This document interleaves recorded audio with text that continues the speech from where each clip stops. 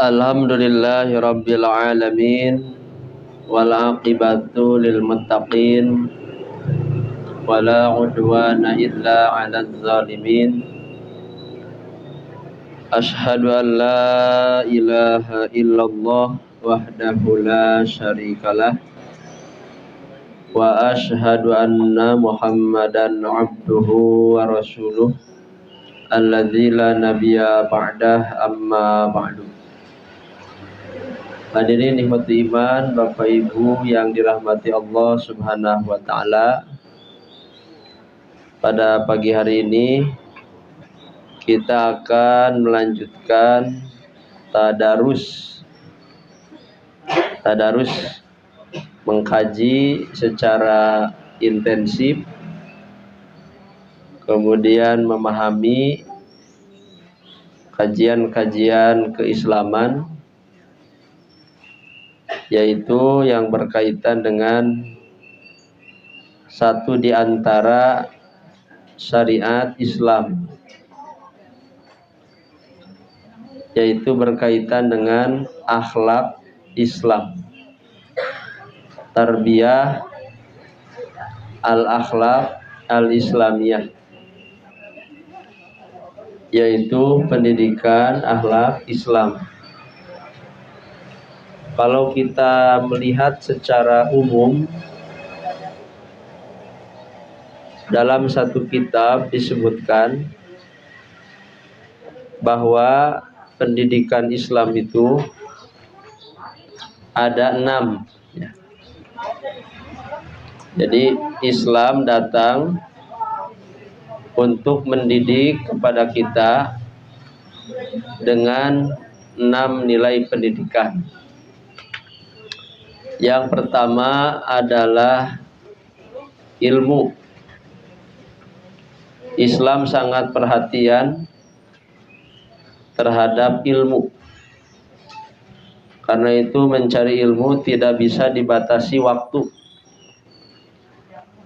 Dan Rasulullah diperintah oleh Allah untuk meminta tambahan ilmu. Rabbi zidni ilman. Inilah yang diminta tambahan oleh Rasul. Yang kedua, akidah. Islam datang untuk membina akidah. Akidah ini hal-hal yang berkaitan dengan keyakinan. Dalam hati kita, tentu kita punya akidah. Setiap orang pasti punya akidah. Hanya akidah itu ada yang sohihah, ada yang batilah. Ada akidah yang benar, ada yang batil. Maka kita yakin sebagai muslim, akidah yang benar itu adalah akidah Islamiyah yang bersumber kepada Al-Quran dan Sunnah. Nah, ini yang kedua. Yang ketiga, Islam datang untuk membina ibadah. Berbagai macam syariat ibadah diperintahkan oleh Allah kepada kita untuk kesempurnaan kita sebagai muslim. Karena seorang muslim semakin sempurna keislamannya dengan melaksanakan ibadah. Ilmu, akidah, ibadah. Nah, yang keempat yang sedang kita bahas, yaitu membina akhlak. Jadi Islam datang kepada kita untuk membina perilaku, ya. Membiasakan diri berperilaku yang baik, yang disebut akhlak. Karena akhlak itu berbeda dengan adab. Kita pernah membahas bedanya adab dan akhlak. Jadi kalau adab itu pembiasaan. Belajar baik itu adab. Sudah tahu ini Islam, ini ajaran Islam, adab makan, adab minum, adab berpakaian, ya, adab berumah tangga, adab berkeluarga. Nah, adab-adab itu dilakukan secara kontinu, itulah akhlak. Jadi akhlak itu ketika amal dilakukan dengan mudah, tanpa berpikir, tanpa pertimbangan. Ibu-ibu hadir tiap Kamis ke sini tanpa dipikirkan, tanpa dipertimbangkan. Mudah kesininya mulus, tidak ada alasan apa-apa. Itulah akhlak. Ya. Jadi akhlak itu pembiasaan. Kalau kita sudah baiknya dengan mudah, itulah akhlak. Yang kelima adalah pembinaan profesi. Nah, ternyata Islam juga sangat perhatian terhadap profesionalisme. Banyak dalil-dalilnya yang mendorong umat Islam itu harus punya keahlian, umat Islam harus punya keterampilan, harus punya profesi. Nah, ini diarahkan oleh Islam ya, profesi. Nah, yang terakhir pembinaan jismi. Nah, jasmani, rohani, jasmani. Ya. Kalau jismi itu fisik, pembinaan fisik. Nah, itu menurut sebuah kitab judulnya Ushul Tarbiyah Al-Islamiyah, pokok-pokok pendidikan di dalam Islam. Kebetulan saya mengajar ini di Tasik, ngajar pendidikan Islam di Kawalu ya. Jadi itu pelajaran mahasiswa, Bu. Kamari disampaikan, akhirnya disampaikan lagi. Ya, ibu mahasiswi ini, mahasiswi senior.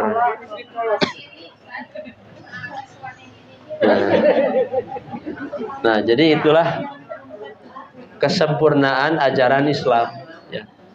Jadi semakin kita menggali nilai-nilai Islam, semakin terasa ya betapa sempurnanya ajaran Islam dan betapa masih jauhnya kita menguasai ajaran Islam itu. Seluruh aspek kehidupan manusia tidak ada yang tidak diatur oleh Islam. Ada aturannya.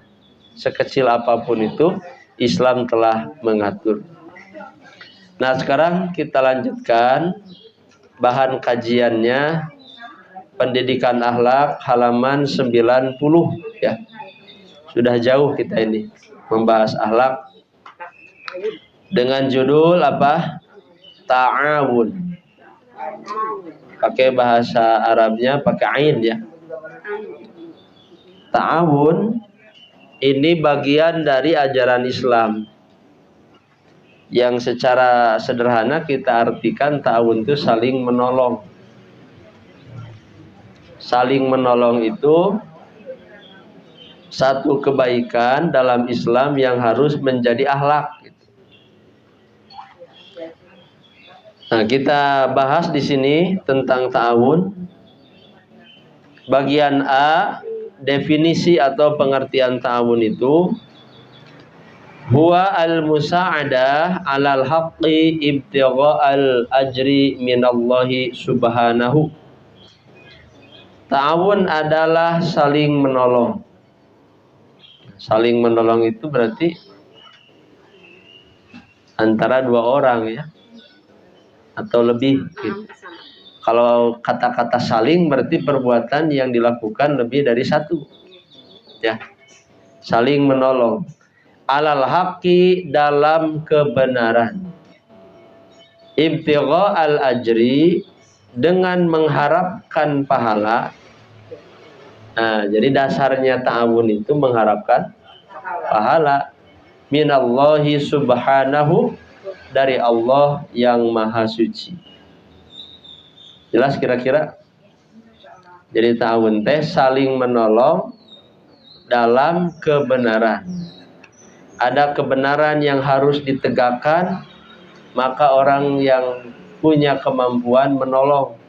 Nah, itu ta'awun. Dengan catatan menolongnya itu ibtigha al ajri minallah. Nah, ini penting. Jadi kalimat ini yang menjadi penekanan ya. Ini menunjukkan ketauhidan.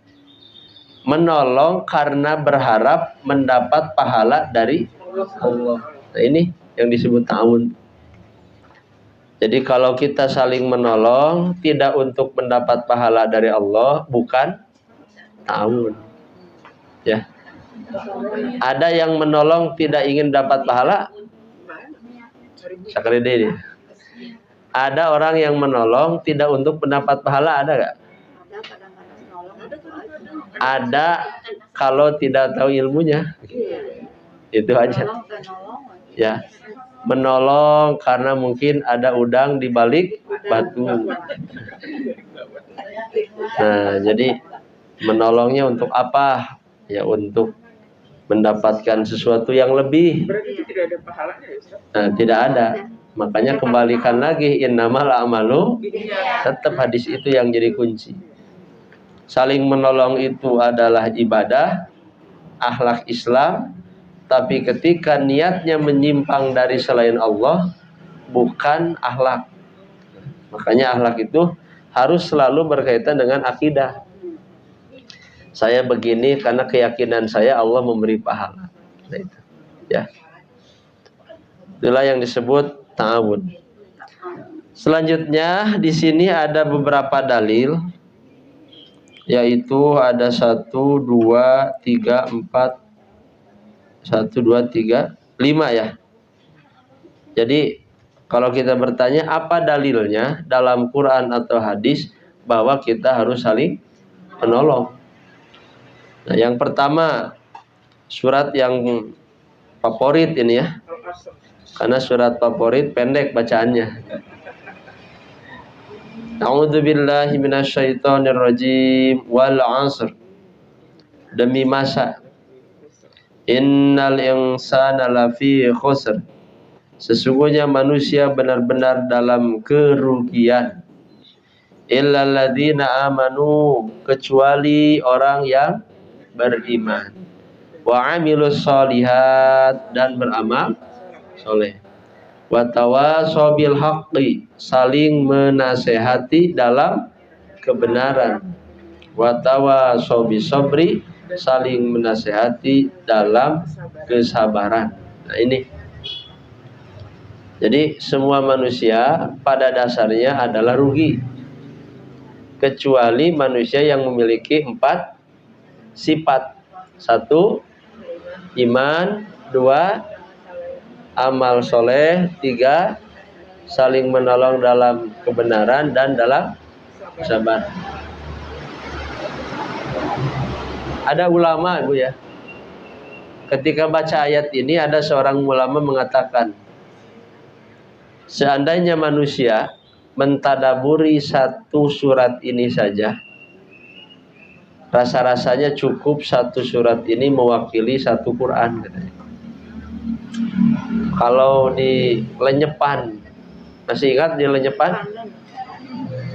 Dihayati, ditafakuri, oh benar. Jadi begitu luasnya surat Al-Asr itu. Sampai ada ulama yang mengatakan cukup 1 surat ini juga untuk menggambarkan keseluruhan dari ayat Al-Quran. Jadi kalau kita ingin mendapatkan keberuntungan, maka harus iman, amal soleh, dan saling berwasiat, saling menasehati. Jadi kalau iman dan amal soleh itu menunjukkan soleh secara pribadi. Nah, kalau yang tawasaw bil haqqi wa tawasaw bis sabri itu bukan solih saja, tapi muslih. Nah, jadi ada solih, ada bedanya apa, Bu? Kalau soleh bisa jadi dirinya yang baik gitu ya. Tapi kalau muslih itu memikirkan juga kesolehan orang lain. Jadi bukan menghina kesolehan orang. Wah, si itu mah terang ngaji, itu juga orang. Nah, itu bukan muslih. Tapi orang yang berpikiran muslih, dia berpikir gimana ya orang lain juga tertarik untuk ngaji, ya, untuk belajar Islam. Orang lain tertarik untuk semangat beribadah, semangat berilmu. Nah, itulah muslih. Nah, makanya salah satu ikhtiar para ulama, ya, mereka memuslihkan umat Islam dengan menulis berbagai kitabnya. Para ulama kan nulis ya apa yang disampaikan oleh Allah, oleh Rasulullah dalam Quran dan Sunnah, kemudian disampaikan kepada kita. Nah, itulah muslih. Nah, jadi muslih itu bukan hanya sekedar dirinya sendiri. Itulah yang dimaksud watawasobil haqqi watawasobis sabri. Dalam urusan kebenaran kita ingatkan orang lain, ya. Tentu dengan cara-cara Islami, karena Islam juga menyeru ud'u ila sabili rabbika bil hikmah. Berdakwahlah, ajaklah dengan hikmah, dengan penuh kebijaksanaan, wal mau'idhah al hasanah, dengan nasihat yang baik, wajadilhum billati hiya ahsan, dengan berdebat yang baik.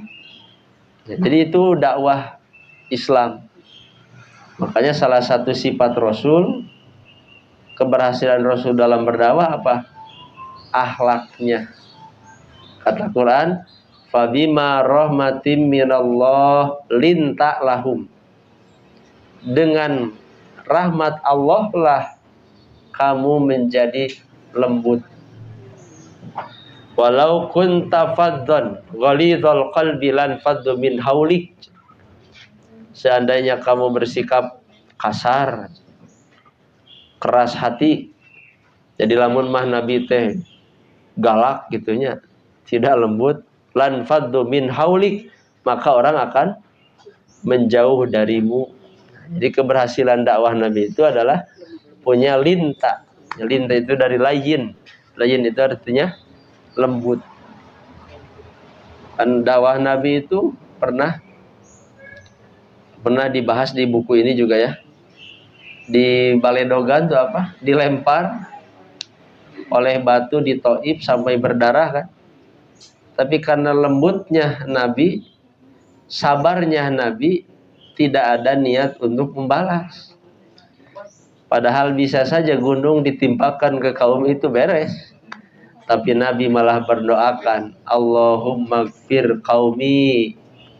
Ya Allah, Allahumma gfir lahum, ya Allah ampuni mereka, fa innahum qaumun la ya'lamun, karena mereka belum berilmu.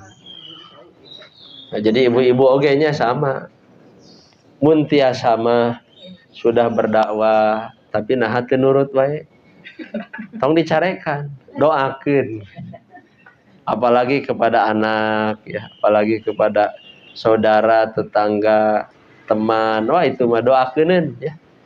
Makanya harus merabah hati, Allah mudah-mudahan saya sudah menyampaikan kebenaran, mudah-mudahan Engkau memberi petunjuk kepadanya. Nah itu tenang itu ya.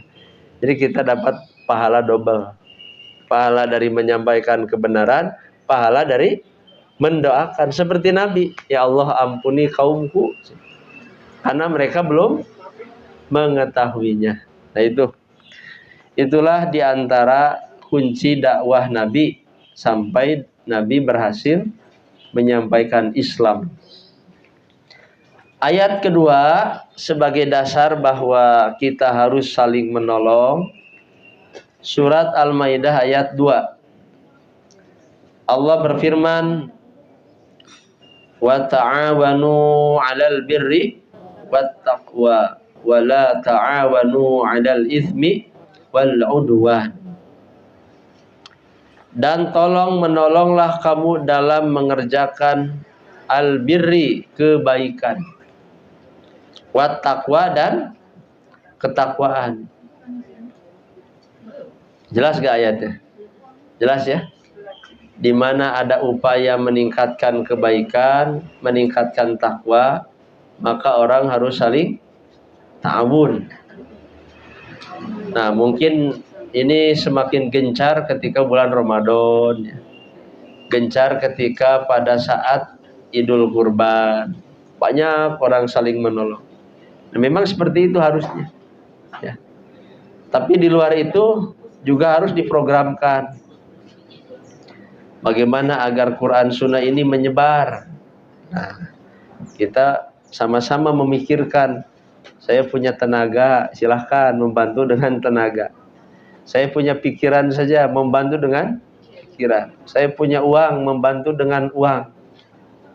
Nah, maka wa ta'awanu 'alal birri wat taqwa. Yang tidak boleh itu wala ta'awanu 'alal itsmi wal 'udwan. Janganlah kalian saling menolong dalam perbuatan dosa dan permusuhan. Tadi Bu ujian nantinya saling menolong dalam dosa dan permusuhan. Jadi kalau bisa kita hindari itu ya. Kita hindari adanya dosa dan permusuhan, apalagi kita yang terlibat. Nah, hindari itu. Wattaqullah innallaha syadidul iqab. Bertakwalah kepada Allah, sesungguhnya Allah amat berat siksaannya. Jelas yang kedua ya. Jadi apa dalilnya kita harus saling menolong, saling membantu, saling watawasabil haqqi watawasabil shawab. Itu yang kedua. Yang ketiga, Ali Imran 103. Pentingnya kita hidup dalam berkelompok. Jadi hidup tidak sendirian. Jangan punya pikiran gini, Bu. Saya mau di rumah aja lah. Soleh sendiri juga gak apa-apa. Jangan itu. Itu tidak islami ya. Itu tidak islami. Ibu punya jamaah pengajian ikut. Itu bagian dari melaksanakan ajaran Islam. Dalilnya ini. Wa'tasimu bihablillah jami'an wa la tafarraqu. Dan berpegang teguhlah kalian semuanya bihablillah terhadap tali Allah. Maksud tali Allah di sini adalah agama Allah. Al-Quran Sunnah. Jami'an secara berjamaah. Ada berjamaah teh sendiri atau banyak? Nah, makanya kurban oleh sendiri sah, tapi kurang afdol gitu. Saya menitip kurbannya ke orang. Nah itu, saya membantu di sana, itulah berjamaah. Iya. Nah jadi boleh dimanapun. Yang tidak boleh mah kusorangan sagalan. Makan sendiri. Eta mah sanes kurban atunya. Kita masyarakat. Nah, makanya yang perlu itu kan manajemen kebaikannya itu ya.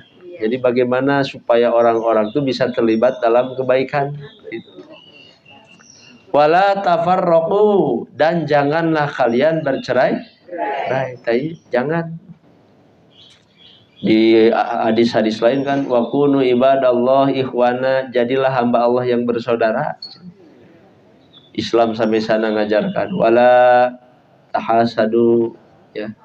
Jangan saling tabagodu benci, tadabaru berpaling, tahasadu hasad, jangan. Makanya ya ini akhlak Islam, bersaudara itu. Jangan bercerai. Wadhkuru ni'matallah 'alaikum. Ingatlah nikmat Allah kepada kalian. Id kuntum a'daan. Ketika kalian itu adalah musuh. Kan sebelum Islam bersatu itu kan, terutama kaum Aus dan Khazraj. Nah, itu dalam sejarahnya ya. Mereka itu dua kaum yang pasea bentuk pasea teh asa aku lama itu bermusuhan. Tapi kata Allah, fa'allafa baina qulubikum. Lalu Allah menyatukan di antara hati-hati kalian, dipersatukan oleh Allah. Fa asbahtum bi ni'matihi ikhwana. Sehingga dengan nikmat Allah itulah kalian menjadi bersaudara. Nah, jadi ketika kaum Aus dan Khazraj awalnya bermusuhan, kemudian pada akhirnya Allah alafa.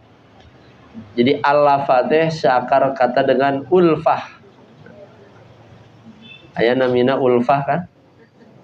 Jadi orang yang lembut.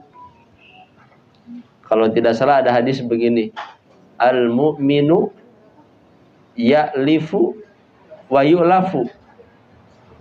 Kurang lebih bahasanya, ciri orang beriman itu dia lembut dan suka dilembuti, bersikap lembut dan suka kalau dilembuti. Dari kata alif ya, atau bahasa lain alif itu jinak, orang yang mudah dijinakan, keheras gitu punya, tidak keras kepala, dia ya'lifu ya, dia bersikap lembut. Nah selanjutnya itu sampai sana ya, kaitan dengan ta'awunnya. Di sini ada dua hadis. Dua hadis ini menunjukkan betapa pentingnya seorang mukmin dengan mukmin lainnya itu saling menolong, saling bersatu. Misalnya ada hadis Nabi yang mengatakan, ini sudah populer hadisnya ya, al-mu'minu lil mu'mini kal bunyan yashuddu ba'duhu ba'dun. Orang mukmin dengan mukmin lainnya itu bagaikan bangunan. Tergambar Bu bangunan Bu ya. Bangunan kan aya nu dihandapnya, aya nu di luhur. Kenteng kapanasannya, kahujanan. Pernah kenteng protes? Tidak.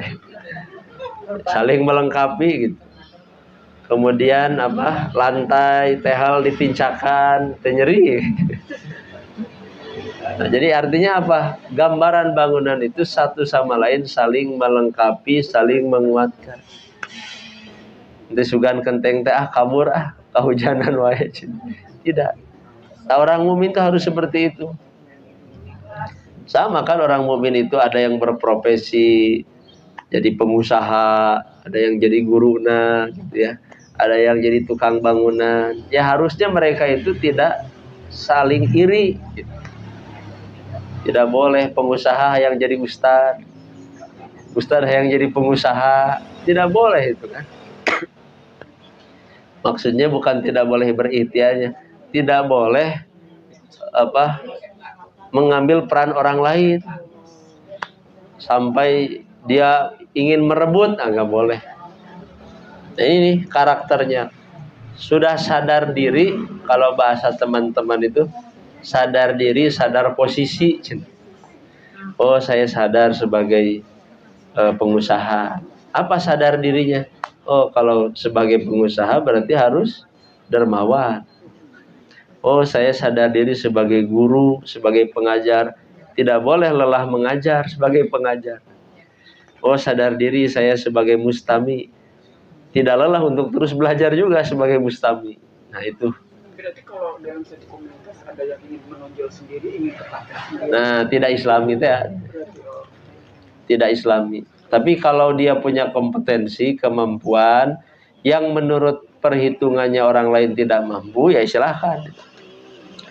Itu mah nanti kembali kepada niat lagi. Ya. Oh saya punya kemampuan dalam mengelola keuangan. Kalaupun saya jadi bendahara, saya siap. Nah, itu sadar diri, sadar posisi. Yang tidak boleh, tidak tahu keuangan, ingin jadi bendahara. Nah, bahaya. Ya. Tidak tahu tulis menulis, ingin jadi sekretaris. Nah, ini gak nyambung. Makanya kan, seseorang itu harus menempatkan diri sesuai tadi itu ya posisinya. Ya. Yang orang multi talenta itu Gimana? Multi talenta itu jadi Bisa apa aja. Ya, multi talenta itu menurut logika sederhana mustahil. Karena memang di zaman Rasul pun bervariasi kelebihan ya, kelebihan. Plus minus gitu. Ada. Iya. Di zaman Rasul ada yang fokus belajar sampai pinter gitu ya. Ada. Ada di zaman Rasul teh fokus usaha, tapi dia tetap berjuang untuk Islam. Dari hasil usahanya itu di zaman Rasul saja yang tingkat kesolehannya sangat tinggi. Jadi orang aya nu multi talenta, nya beunghar, nya bager, nya soleh. Jarang-jarang mendakan. Ya. Karena keterbatasan itu mah fitrah insania. Fitrah manusia itu adalah hidup berorganisasi, bermasyarakat, bersosial, itu fitrahnya. Wa ja'alnakum syu'uban wa qabaila lita'arofu. Dan kalau kita menghadapi dalam suatu kelompok komunitas orang yang selalu troublemaker, jadi kita boleh nggak sih daripada bertengkar nggak baik, berselisih nggak baik, menarik diri kita. Troublemaker apa ya bahasa Indonesia kan? Selalu cari masalah, selalu cari gara-gara. Oh iya. Ya, meninggalkan dan melakukan sesuatu dalam agama harus jelas alasan. Ya, daripada itu tadi. Nah, adu argumentasi yang ujung-ujungnya kan jelas. Ya, itu. Boleh kan? Berarti mencegah mafsadat. Ya. Nah, nanti itu dilihat dari maslahat dan mafsadat. Itu bisa dikaji lebih jauh lagi. Kira-kira kalau saya keluar itu maslahat tidak, kalau saya lanjutkan maslahat tidak. Nah, itu nanti di checklist, kesananya istihoroh gitu. Puncaknya. Selanjutnya yang terakhir, ini dalil yang keempat ya. Yang kelima. Nah, yang kelima ini hadis Rasulullah mengatakan dari Abu Hurairah, Rasulullah SAW bersabda. Nah, ini motivasi kita saling menolong ya. Kata Rasul, man nafasa an mu'minin kurbatan min kurabid dunya nafasallahu anhu kurbatan min kurabi yaumil qiyamah. Barang siapa yang melepaskan satu kesulitan, satu saja, bagi seorang mukmin dari berbagai kesulitan dunia, maka Allah akan melepaskan satu kesulitan dari kesulitan pada hari kiamat. Paham nggak tuh? Jadi Bu, kalau kita membantu orang dalam menyelesaikan sebuah kesulitan, ingat hadis ini. Si Ibu Anu lagi ada masalah, naon masalahna? Nya hutangna can kabayar wae. Kurang teh dibantuan we pangmayarkeun. Aya nu kitu, Bu? Alhamdulillah mun aya. Nah, nanti ujian orang berbuat baik, ujiannya juga menyebut dan menyakiti. Nah, ini yang harus dijaga tuh itu. Jadi dari sisi kita menolongnya itu bagus. Tapi setelah kita menolong lalu kita mengungkit-ungkit, kehapus itu amal. La tubtilu shadaqatikum bil manni wal adza. Jangan batalkan sedekah kalian dengan menyebut dan menyakiti. Makanya rumusnya lupakan kebaikan kita ke orang. Tapi jangan lupakan kebaikan orang kepada kita. Itu rumus Islam. Dibolak-balik, oh iya ya. Jadi kalau kita sudah berbuat baik, lupakan. Biar Allah yang membalas, yang mencatat. Yaitu yang disebut ibtigo amardotillah. Tapi orang lain yang berbuat kebaikan, jangan dilupakan. Kalau bisa, balas dengan cara yang lebih baik. Aduh, ibu ini ketika saya kesulitan sering bantu. Gimana saya membantu dengan cara yang lebih baik? Kan syariatnya mah balaslah yang lebih baik. Kalau tidak, setimpal. Kalau tidak mampu, doakan. Jadi seminimal-minimalnya balasan kita adalah doakan. Barakallahu laka fi ahlika wa malika. Semoga Allah memberkahi harta dan keluargamu. Kalau ada orang berbuat baik ke kita, ngan orang can kabayang keur ngabalas. Tah eta doana. Barakallahu laka fi ahlika wa malika. Semoga Allah memberkahimu fi malika hartamu wa ahlika dan keluargamu. Nah, ini akan lebih menenangkan. Lagi Pak. Barakallahu. Barakallahu laka. Oh, baru ditulis. Ini paling tidak ada 2 ya. Beda dengan nikah ya. Mirip tapi beda. Barakallahu. Nah, barakallahu laka. Semoga Allah memberkahi kebaikanmu.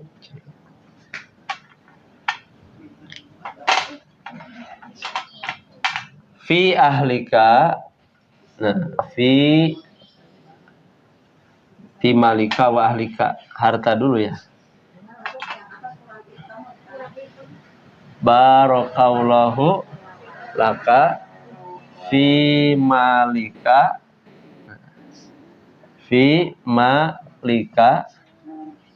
wa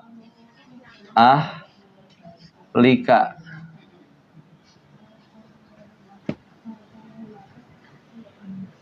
Barakallahu, semoga Allah memberkahi laka, kebaikan bagimu, fi malika, dalam hartamu, wa ahlika, dan keluargamu.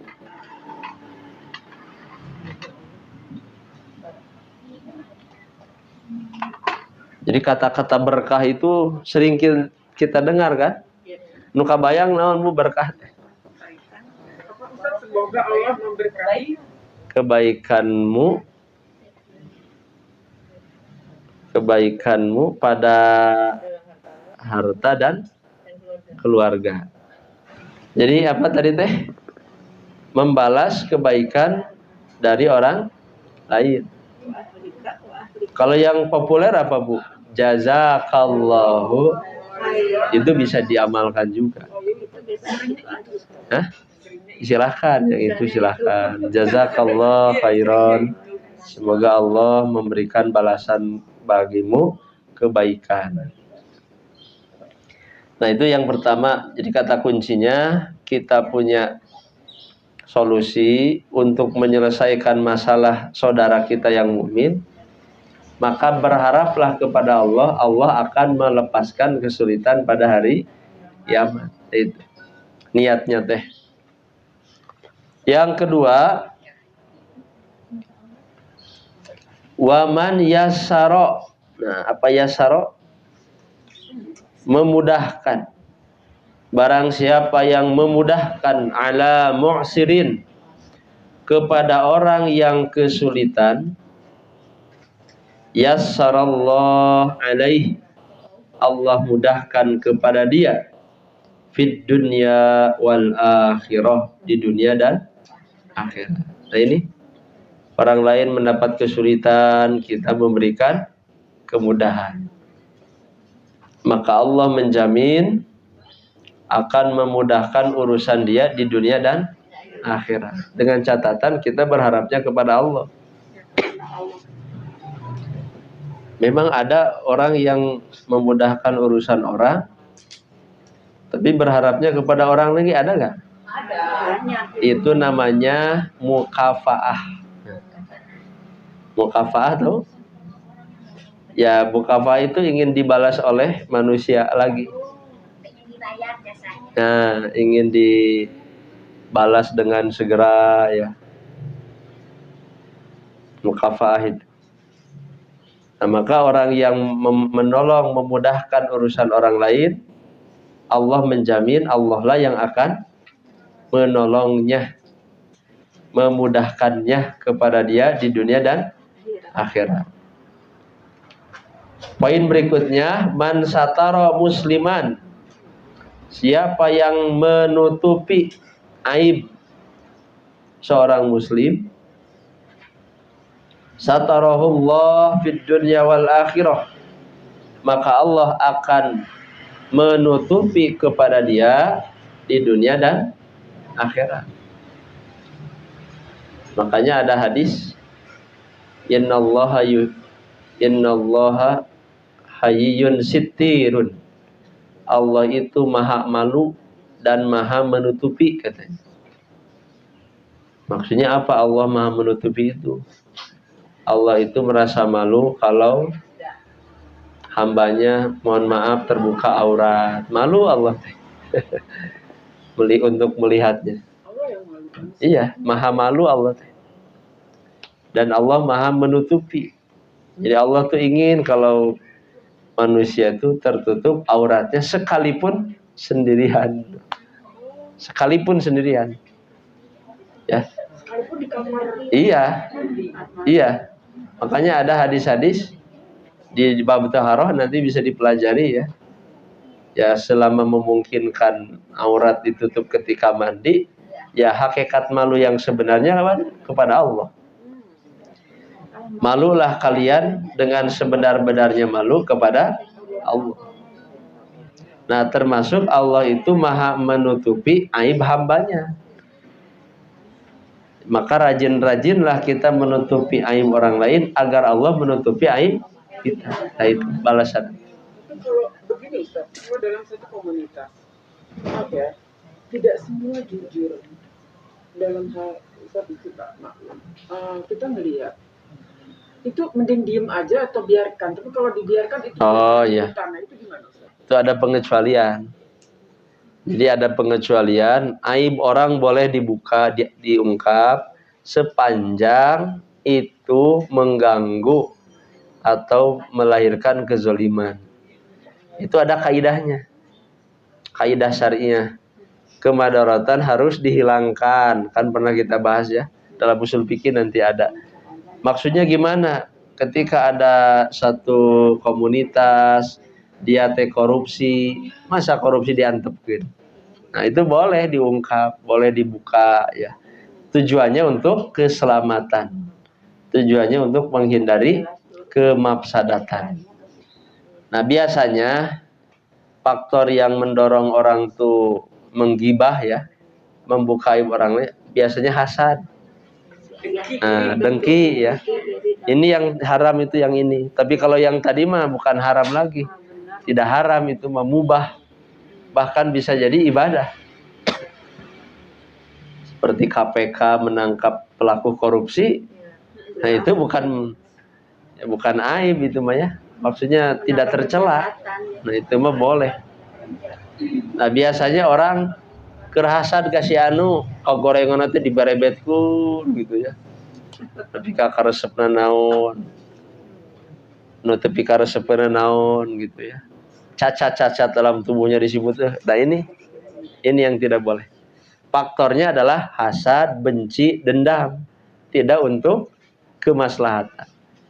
Seperti ahli hadis kan banyak yang terkena jarah, celak jarah itu. Boleh kan? Kalau untuk keselamatan. Oh, ahli hadis ini mah tukang bohong. Kan bagus itu. Agar orang berhati-hati. Nah, itu. Yang terakhir, wallahu fi aunil abdi ma kanal abdu fi auni akhihi. Nah, jadi kalau bisa ini jadi prinsip hidup, Bu. Prinsip hidup sebagai muslim. Allah senantiasa menolong kepada hamba selama hamba itu menolong kepada saudaranya. Nu ulah mah nagih, Bu. Nu ulah mah nagih.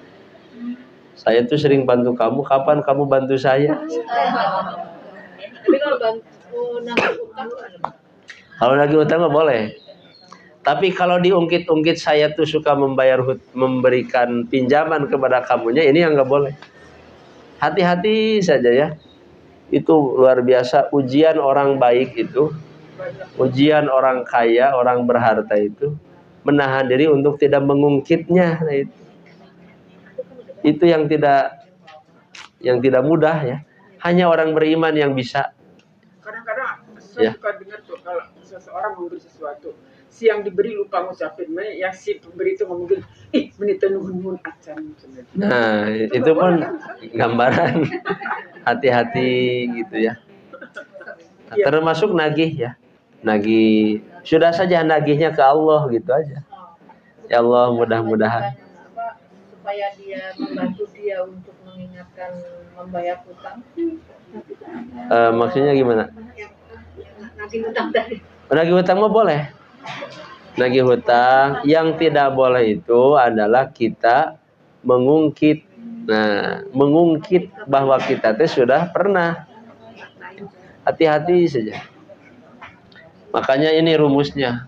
Allah itu akan menolong hamba selama hamba menolong saudaranya. Jadi kita menolongnya bukan karena orang itu, tapi karena Allah. Nah, ini yang karena Allah itu yang butuh ilmu tauhidnya.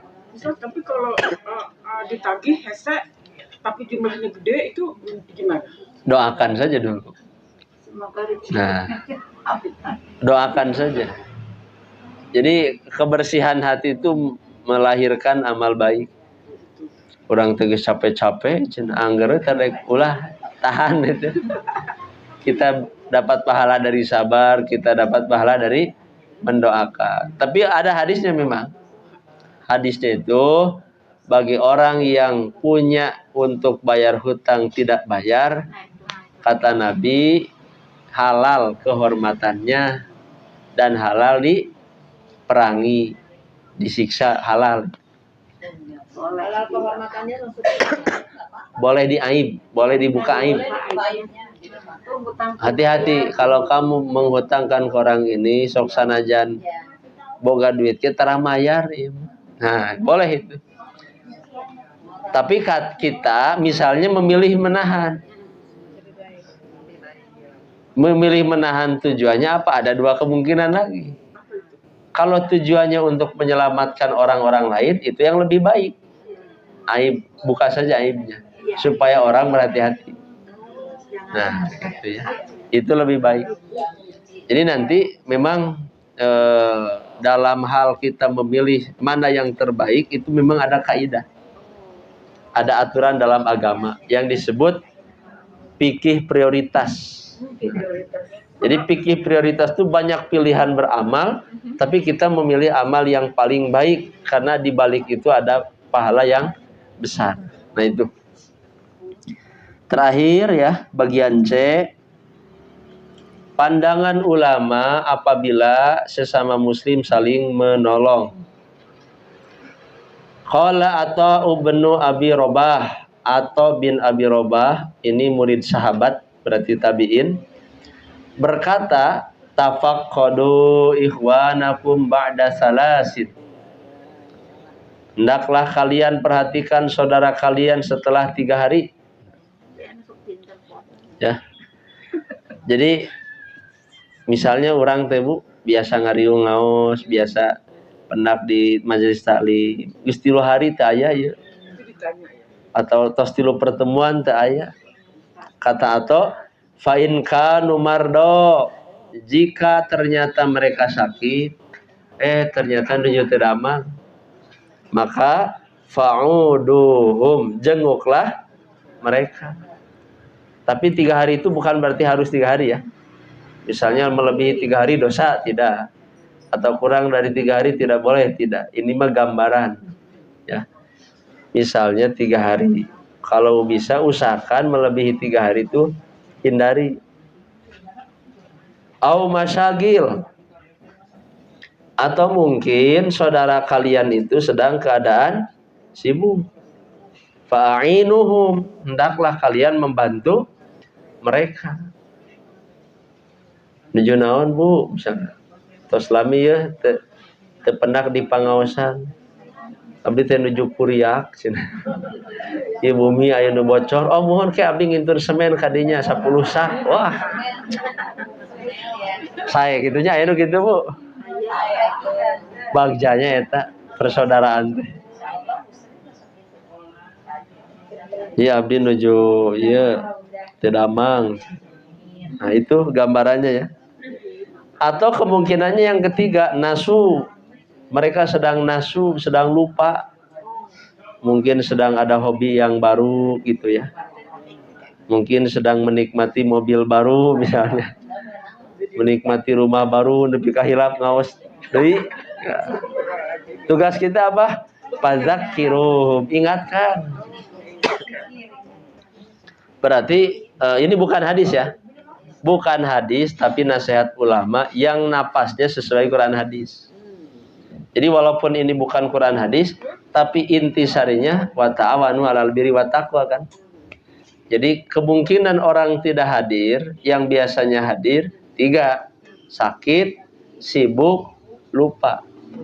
Kalau sakit jenguk, Ditengok ya. kalau sibuk dibantu, kalau lupa diingatkan. Nah, berarti kedah aya naonnya, kedah aya seksi pengingat gitu. Ya. Paling nggak di WA ya. Nah itu sudah bagus, itu merasa terpanggil, merasa diperhatikan gitu ya. Saya juga sebagai manusia ya kadang begitu, punya tugas di tempat anu sudah lama tidak mengikuti rapat, ada saja WA, oh iya diingatkan, ini ayat tugas iya, oh iya siap. Nah itu manusia juga ya. Jadi kadang-kadang sakit, kadang-kadang sibuk, kadang-kadang lupa karena sedang menekuni satu kegiatan. Nah itu ya, makanya itu hikmah ada sholat berjamaah itu. Jadi kenapa Islam sangat mendorong sholat berjamaah? Di sanalah orang berkumpul, mana yang kurang dibantu ya, mana yang sibuk dibantu, mana yang sakit dijenguk. Nah itu. Yang terakhir, nah ini yang terakhir, kata Abul Hasan Al-Amiri, apa manfaatnya kalau kita saling menolong? Kata beliau, at-ta'annu ala at-ta'awun 'alal birri da'iyatun littifaqil ara. Saling menolong dalam kebaikan akan mendorong untuk adanya kesepakatan pandangan. Kan seringnya kita menemukan beda pendapatnya. Biasanya beda pendapatnya faktor dina hari-hari. Jadi masing-masing. Biasanya itu. Kalau bahasa barudak aya nama, beda pendapatnya lantaran beda pendapatan. Nah, ada yang heureuina gitu ya. Padahal kalau saling menolong, ya itu beda pendapat itu mustahil terjadi. Ya dihindarilah. Makanya ada juga istilah untuk menyatukan umat itu, untuk mempersatukan umat harus menyatu. Maksud menyatu di sana apa? Nyatu itu kan kasar bahasa Sundanya, makan gitu. Satu visi satu misi. Iya. Persatukan umat dengan menyatu. Menyatu teh bersatu makan-makan gitu. Oh gitu, kirain satu. Itu luar biasa. Makanya kan pernah kita bahas hadisnya, makan berdua lebih baik dari sendiri.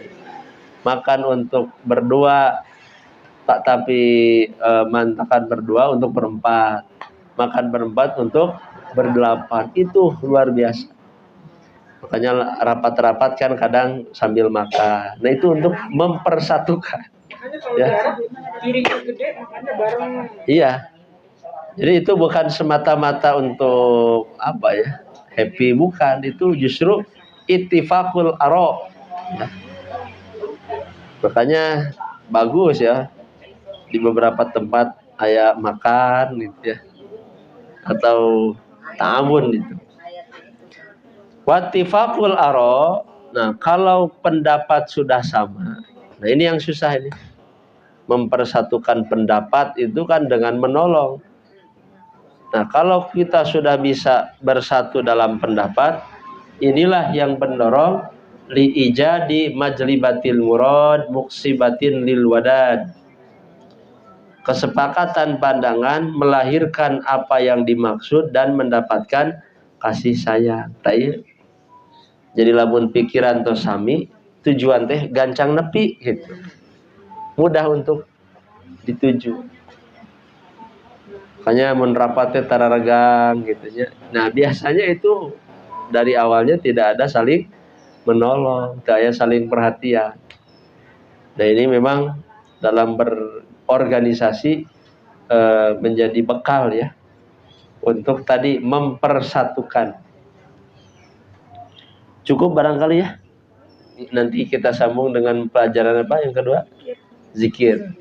Jadi nanti itu dulu, nanti pembagian tahun, faedahnya, bentuknya, hal-hal kenapa orang tidak mau menolong, kenapa orang harus menolong, apa saja pendorongnya. Nah, nanti kita bahas edisi berikutnya. Kita lanjutkan halaman 56. Judulnya apa judul besarnya itu? Judul sebelumnya teh, oh ya, zikir pagi dan petang. Halaman 56 ada zikir yang dibaca Rasul. La ilaha illallah. Tidak ada ilah kecuali hanya Allah saja, satu-satunya. La syarikalah, tidak ada sekutu baginya. Paham sampai sana ya? Jadi kalimat ini menunjukkan pernyataan kita tidak akan beribadah kecuali hanya kepada Allah. Tidak ada sekutu bagi Allah. Lahul mulku, miliknya segala raja, kerajaan di langit dan di bumi. Walahul hamdu, dan segala puji baginya. Hanya baginya segala puji. Wa huwa ala kulli syai'in qadir. Dialah yang maha berkuasa atas segala sesuatu. Sudah hafal ini ya? Nah, kita baca keterangan dalam pengamalannya. 1. Orang yang mengucapkan zikir tersebut pagi hari, dicatat paginya 10 kebaikan. Jadi menang 10 kebaikan, dihapus 10 kejelekan, diangkat baginya 10 derajat. Keadaannya sama dengan memerdekakan 4 hamba sahaya, terjaga dari gangguan setan sampai sore. Barang siapa membacanya waktu sore, maka akan mendapatkan pahala sepertinya sampai pagi hari. Hadis riwayat Abu Dawud dan Ibnu Majah. Jadi pengamalannya berapa kali? Kalau dalam hadis ini 1 kali. Jadi kalau 1 kali saja dibaca, tercatat 10 kebaikan. Nah, nanti ada hitungan lagi. Nah, nanti di hadis berikutnya dicatat 10 kebaikan, dihapus 10 kejelekan, diangkat 10 derajat. Sama dengan memerdekakan 4 hamba sahaya. Hanya nah, nanti itu ya. Nanti itu saya cek lagi hadisnya. Memang ada, tapi konteksnya mungkin berbeda. Nah, berarti ini dulu yang berdasarkan riwayat. Nah, ya. Kemudian dalam riwayat lain, hadis lain ada penambahan bahwa 1 hari itu bisa berapa? 100 kali dan lebih dari itu. Jadi kalau mampu sampai 100 bagaimana? Kalau yang tadi berapa kali tadi? 1 kali aja. Oh, itu tidak ada tidak ada keterangan 10 ya? Dibaca aja cuma sekali aja. Ya, sekali. Nah, kalau dalam riwayat lain, orang yang mengucapkan zikir tersebut sehari 100 kali sebanding dengan memerdekakan 10 hamba sahaya, dicatat 100 kebaikan, dihapus 100 kesalahan, dijaga dari gangguan setan pada hari itu sampai sore. Dikali 10. Gimana? Dikali 10 dong. Yang mana teh? Yang dibaca 100 kali. Nah, keterangannya begini, Bu. Ya. Kalau ingin berlipat, poin 2 baca tuh. Poin 2-nya. Tidaklah seorang melaksanakan yang lebih utama dari apa yang dibawa kecuali orang yang mengamalkan lebih dari itu. Maksudnya, boleh membaca lebih dari 100. Ada keterangannya di situ. Nah, nanti ada kaidah gini, pernah kita bahas kaidahnya. Semakin banyak dikerjakan, semakin banyak keutamaan. Maka na aksara fi'lan karena aksara fadlan. Dah abdi mah hoyong 1000 mangga ari kiat mah. Kan daripada bengong di kendaraan, Iya. di pesawat, di kereta. Hanya intinya yang bisa mengamalkan ini menurut isyarat dalilnya orang beriman. Iya. Jadi sekalipun ini mudah diamalkan, ari keku iman memual kalahirkeun. Iya. Mudah teh ayeuna. Sok geus praktek. Nah, hanya padahal mudah hese ngamalkeunana berarti iman yang tidak kuat. Ya. Karena amal soleh itu lahir dari iman. Iman lahir dari ilmu. Ya. Jadi ilmu itulah yang menguatkan keimanan. Kemudian bagian nomor 3-nya, ya, ini mah hadis riwayat muttafaq alaih, Bukhari dan Muslim. Nah, ada yang lebih pendek dari itu, alternatif bacaan lainnya, subhanallah wa bihamdih, maha suci Allah dan dengan memujinya. Kita baca riwayatnya. Orang yang mengucapkannya itu waktu pagi dan sore 100 akan datang pada hari kiamat dengan sesuatu yang paling utama. Pengucapannya bisa lebih dari 100. Dalam lafal lain disebutkan orang yang mengucapkan zikir tersebut dalam sehari 100 kali dihapus kesalahan walaupun dosanya sebanyak buih di lautan. Kebayangnya. Subhanallah wa bihamdi. Tapi ini memang ada catatan penting. Dipahami maknanya. Ketika mengucapkan itu apa maknanya? Karena berkonsekuensi terhadap amal. Jadi kalau orang yang benar mengucapkan subhanallah wa bihamdi mual dosa deui. Karena dia mensucikan Allah. Artinya.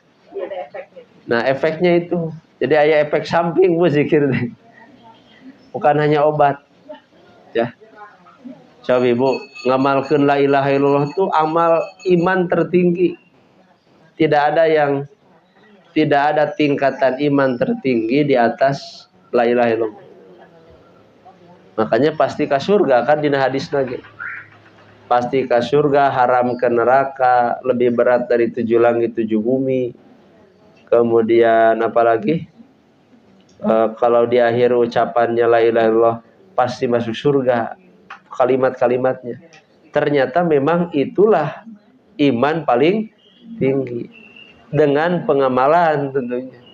Ari sekedar pengucapan saja dapat pahala nggak? Dapat pahalanya.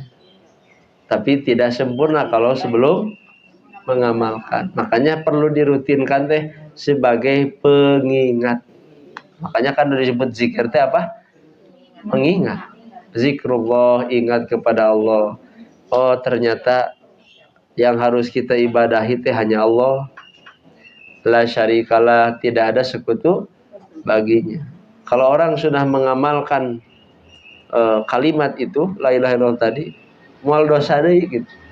Kalau sudah tingkatnya pengamalan. Ya.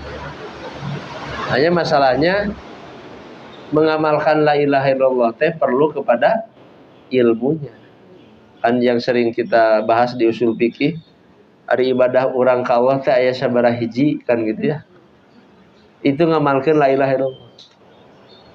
Ada berapa macam ibadah yang kita lakukan kepada Allah, itulah pengamalan dari la ilaha. Ibu-ibu suka baca HP? Suka kan? Kalau di HP-nya ada kuota. Nah, kalau ada kuota, ibu suka baca.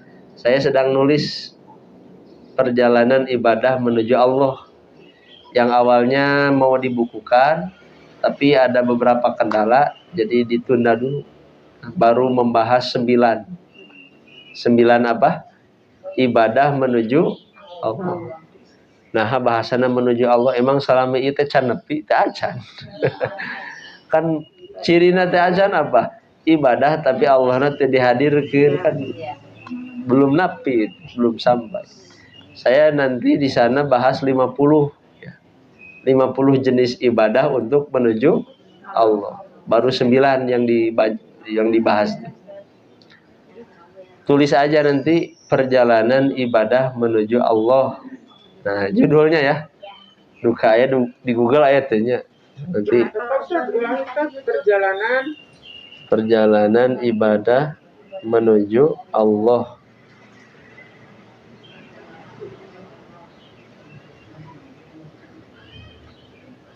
Dari 50 baru dibahas 3 kalau nggak salah. Perjalanan ibadah menuju Allah insanrabbani.com. Insanrabbani.com. Nah, itu coba ya. Peminya HP mah tiasa langsung tek. Oh. Di YouTube. Di apa? Google ya. Itu tulisan. Nah, yang baru dibahas adalah kahiji ma'rifatullah. Saya print boleh? Ya, boleh. Berarti kalau di print mah di itu dulu ya. Dipindahin ke laptop, Ya. baru saya print. Jadi ada 50 yang baru dibahas. 9.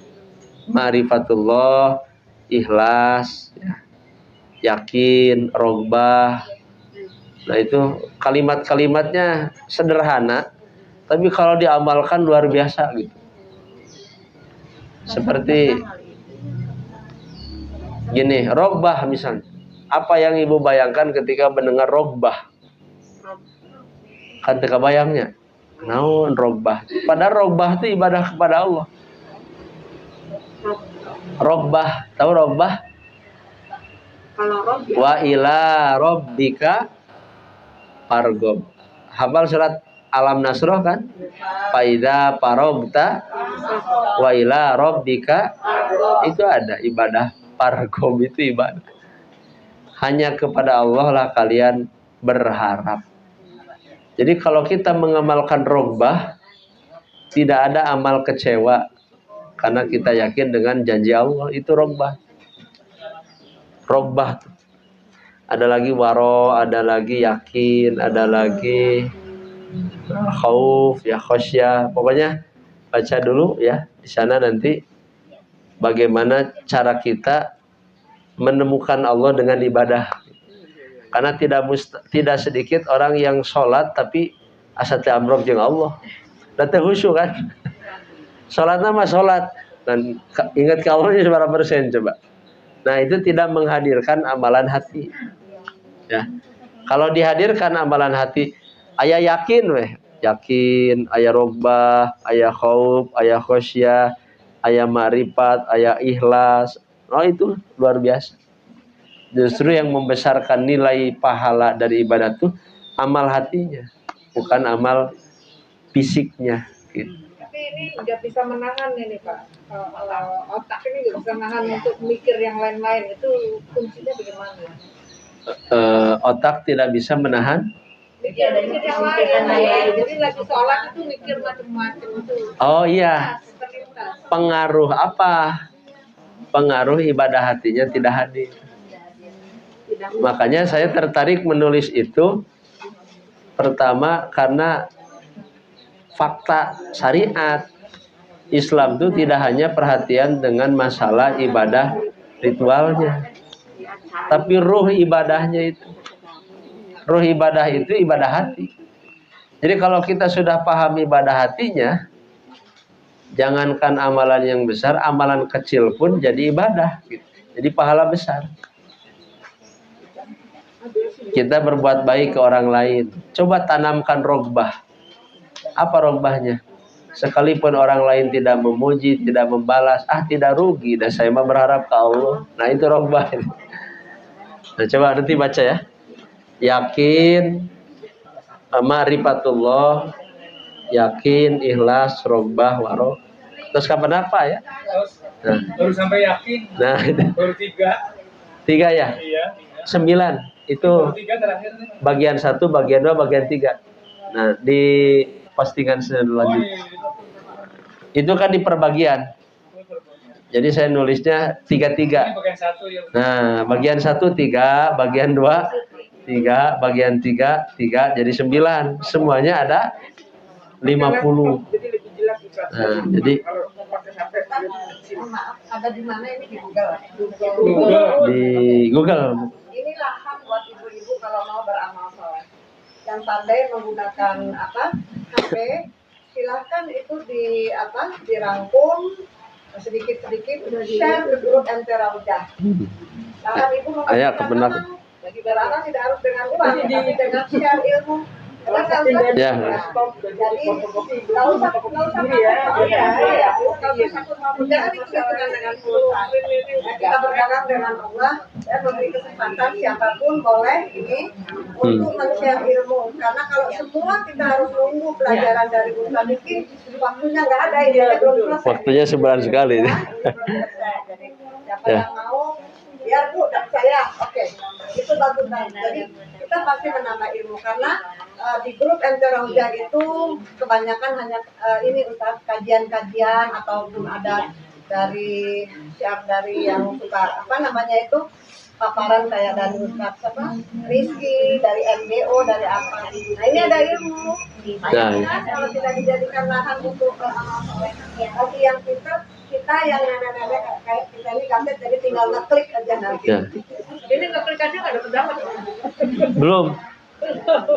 Nah, jadi termasuk bab istighfar itu baru 2 artikel. Udah ada Bapak Ustaz Ada juga. istighfar yang mau dibukukan karena berproses. Ya, dicicil lah yang ada di share sebagian. Saya mau tanya Ustaz, ini kan Ustaz di buku ini tadi saya baca ada Subhanallah wa bihamdi. Ya. Saya baca buku dari Nasruddin, Nasruddin ini Dr. Nasruddin. Bukan, Nasruddin itu Nasruddin karena saya sangat suka dengan buku dia, cuma tebal-tebal Bu. Bagi yang nggak suka baca buku pasti ngerti. Nah ini itu ada ucapan ini Ustaz. Subhanallah wa bihamdi, subhanallah al-azim, apa bedanya? Oh, ya betul. Pahalanya maksud saya. Nah, ya. Katanya Rasul di saat-saat terakhir ajalnya itu paling sering diucapkan, begitu keterangan dari beliau. Oh, ya betul. Jadi subhanallah wa bihamdi saja ada. Jadi itu alternatif. Jadi kalau ada pertanyaan mana yang lebih sahih? Jawabannya dua-duanya ada riwayatnya. Jadi bisa diamalkan. Jadi boleh kita mengucapkan subhanallah wa bihamdi titik. Saya mau ditambah itu di halaman subhanallah wa bihamdi subhanallahil azim. Ada di halaman berapa? Pernah ditulis belum? Di buku ini ada juga. Memang dibaca di ini sih karangannya Yang mutlak. Nah, itu di halaman 30-an ya. 39 ya. Itu di halaman 39 huruf G. Ada zikir yang paling utama subhanallah wa bihamdi. Nah, di huruf G-nya zikir yang dapat menanam pohon kurma di surga. Subhanallahil azim wa bihamdi, atau di halaman 38-nya. Tuh, di halaman 38 huruf D. Subhanallah wa bihamdi subhanallahil. Itu mah ringan diucapkan lisan, berat dalam timbangan, dicintai oleh Ar-Rahman. Jadi ada inilah yang saya pelajari dari beberapa hadis ya. Ternyata Rasul memberikan alternatif banyak pilihan. Pilih orang tengah ngerasa panjang subhanallah wa bihamdi subhanallahil azim. Pilih ku Rasul di Pasianu Pondok. Subhanallah wa bihamdi. Aya hadisnya. Rada panjang sakedik subhanallahil azim wa bihamdi. Rada panjang, subhanallah wa bihamdi, subhanallahil azim. Diingkat lagi, subhanallah walhamdulillah, wala ilaha illallah, wallah. Jadi sepanjang hadisnya ada, sekalipun redaksinya beda-beda, itu menunjukkan jawazul amrain. Boleh memilih di antara yang itu. Hikmahnya apa? Rasul berbagai macam redaksi diajarkan agar kita tidak jenuh. Makanya zikir dan doa Rasulullah mual kakirangan stok gitu. Abi tos hafal sadayana tos taya di stokna gitu mual. Ya. Sampai Imam An-Nawawi menulis kitab Al-Adhkar kan, 1 jilid itu ribuan zikir. Makanya tidak akan kehilangan stoknya, ya. Boleh pakai apa saja ya? Boleh, tapi dengan catatan tadi kita meniatkan baca ini berdasarkan riwayat keutamanya ABCD. Itu dulu barangkali ya. Halaman berapa tadi? 57. 57. Nah, hadisnya riwayat Muslim ya, sahih. Nah, nanti ya hayu ya qayyum atau satu lagi. Nanti judul baru. Ya hayyu ya qayyum bi rahmatika astaghi. Wahai yang maha hidup, wahai yang maha mengurus, dengan rahmatmu lah aku memohon pertolongan. Bi rahmatika astaghis. Aslih li sya'ni kullahu. Bereskanlah bagiku seluruh urusannya. Jadi kita minta kepada Allah, ya Allah bereskan segala urusan saya. Menunjukkan apa? Kelemahannya kita di hadapan Allah. Dan keyakinan kita bahwa Allah lah yang mampu membereskan. Wala takilni ila nafsi. Janganlah engkau serahkan kepada jiwaku. Torfata ainin walaupun sekejap mata. Mual mampuhun awak kurang banyak. Makanya hikmah kenapa baca bismillah setiap sebelum beramal. Paham nggak mana bismillahirrahmanirrahim sebelum beramal? Pernah saya bahas belum ya? Nah, ada juga di Google yang tadi. Risalah basmalah. Nah, saya bahas baru 2 artikel. Risalah basmalah. Nah, nanti kalau yang rajin baca, ya yang suka baca, baca saja di sana. Intinya gini, bismillahirrahmanirrahim teh. Ya Allah. Jadi seolah-olah kita mengatakan begini kepada Allah. Ya Allah, aku memohon pertolongan darimu dengan memohon pertolongan Allah. Aku beramal karenamu, karena ini perintah Allah. Dan aku beramal untukmu, bukan untuk nafsuku. Nah itu mana? Iya. Jadi ketika membaca bismillah tidak ada pikiran memenuhi nafsu, tapi memenuhi panggilan Allah dan untuk mencari ridho. Nah itu bismillah gitu. Itu saya temukan dalam tafsir Al-Marogi. Nanti silakan diklik, ditulis di Google Risalah Basmalah. Gimana? Cuma Risalah Basmalah. Ya, Insan Robani bisa ada yang lain ya. Risalah Basmalah itu sedang dibahas di ujung berung ya, baru 3 pertemuan. Termasuk membedakan Ar-Rahmanir-Rahim. Nah, inginkan saya sampaikan itu tapi waktu terbatas. Dibaca mah tidak terbatas waktunya. Ya. Jadi apa bedanya Ar-Rahmanir-Rahim? Itu luar biasa ya. Para ulama mendidik kita membedakan Ar-Rahman dan Rahim. Nah, makalah yang akan dibahas itu selanjutnya kapan membaca bismillah. Nanti setelah bismillah isti'azah, hamdalah. Jadi ada isti'azah, ada basmalah, ada hamdalah. Nanti hamdalah beres, hauqalah, la haula wala quwata. Nanti dibahas subhanallah. Jadi memang ini perlu kajian mendalam ya. Dan untuk memahami itu tidak bisa disampaikan dalam kelas. Mangga we eta mah. Udah namanya di laptop ke Mangga. Kebetulan itu yang mengurus web itu saya sendiri, karena di laptop itu ada tulisan yang jarang terbaca. Nah, mudah-mudahan ada nilai manfaat ketika dibaca oleh orang lain. Da kahoyong nama ditepikeun sadayana kan share teuing gitu.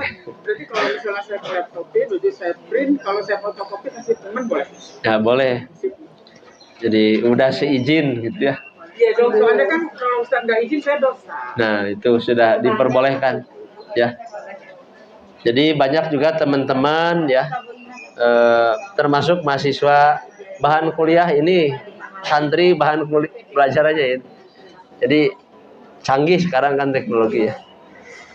Itu dulu yang bisa dibahas. Aqulu qouli hadza wa astaghfirullah li wa lakum. Wassalamualaikum warahmatullahi wabarakatuh.